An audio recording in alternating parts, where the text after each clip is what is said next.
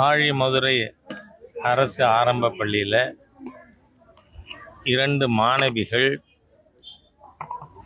பள்ளிக்கூடத்தில் கழிவறை இருந்தும் அங்கு பொறுப்பு ஆசிரியர்கள் குழந்தைகள் பயன்படுத்த அனுமதிப்பதில்லை என்று ஏற்கனவே புகார்கள் இருந்தது.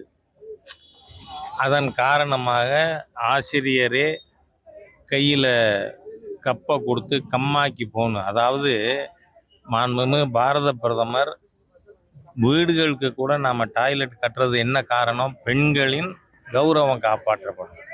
ஆனால் இங்கு மாணவிகளை ஆசிரியர் கையில் கப்பை கொடுத்து ஆசிரியை இந்த கம்மாய்க்கு அனுப்பினதில் 2 குழந்தைகள் கம்மாயில் வழிக்கு விழுந்து இறந்து போயிருக்கிறார்கள். இது தொடர்ந்து 4-5 சம்பவங்கள் நம்ம சிவகங்கை மாவட்டத்திலேயே நடந்திருக்கு.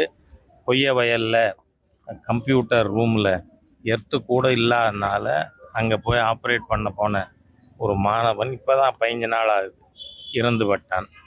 ஆனால் இப்போ என்னன்னு சொன்னால் இவங்க காம்பன்சேஷன் 3 lakhs கொடுக்குறதா சொல்லியிருக்காங்க. டிஆர்ஓ பார்த்தேன்னா அது சரியில்லை, போதாது. காரணம் என்னென்னா கள்ளச்சாராயத்தில் இறந்தாலே இந்த சர்க்கார் ஒரு அளவுகோல் வச்சுருக்கு, நாங்கள் 10 லட்சம் கொடுப்போம்னு. ஆகவே இந்த குழந்தைகளுடைய பெற்றோருக்கு குறைந்தது 10 லட்சம் ரூபாய் காம்பன்சேஷன் கொடுக்கணும்.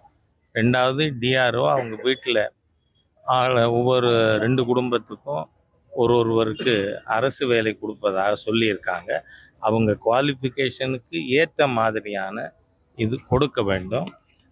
இந்த சம்பவத்துக்கு காரணமாக இருந்த ஆசிரியர்கள் ஏதோ கண் துடைப்புக்கு இன்றைக்கி சஸ்பெண்ட் பண்ணியிருக்கோங்கிறது ஏற்புடையது இல்லை. அதனால் அவர்கள் மீது நிரந்தரமாக நடவடிக்கை எடுக்க வேண்டும். செய்திகளை உடனுக்குடனும் துல்லியமாகவும் தெரிந்து கொள்ள சப்ஸ்கிரைப் பண்ணுங்க.